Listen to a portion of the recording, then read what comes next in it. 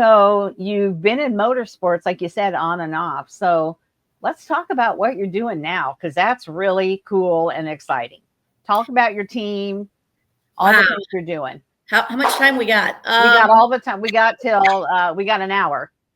So when I moved here, Alan took me to his local track, which was a property of the city of Jackson Park and Recs Department. And it's located at a little place called Buddy Butts, Butts. Don't laugh, that's the real name.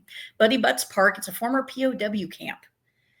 And is also Oh. home to the Mississippi River Basin model. Two things that are very historic and very important to this region. The River Basin model was to help establish and understand water mitigation as it feeds through the tributaries into the Mississippi River. And it Okay. also served as a defense mechanism during acts of war, because without the Mississippi River, we got big problems in this country, right? So at the time, this facility was over 680 acres. Lake Speed built the racetrack that is still here today.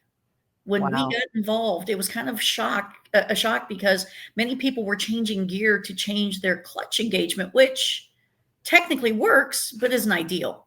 So Ellen and I, we kind of forced ourselves on a few people and said, hey, let us help you because we can help you become better. Yes. And then we realized they had no place to buy things. And then we realized that they were driving 20-year-old equipment because they didn't know where to go. And it sounds simple to us because we go on the internet, buy everything we need. And you don't know what you don't know. So you don't know. Yeah. And one thing led to another. And they wanted some growth in their club and asked if I would be involved. And we went from 7 members to 72 members in 5 or 6 months. And then the racing surface finally started to die. And they had allowed previously cars and motorcycles on the property, and it tore the surface up. And then they didn't have it properly secured by a fence, which would keep other activities off. Big cars, people out there causing, some sort of vandalism, and people with motorcycles like big dirt bikes, which just tear the heck out of the surface. So over time, in many seasons and many years, it just gave up.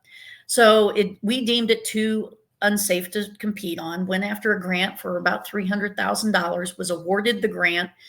City Parks and Recreation has changed. I'm not going to say management, but leadership. And the leadership that's currently in place is all about us redoing this racetrack. Nice.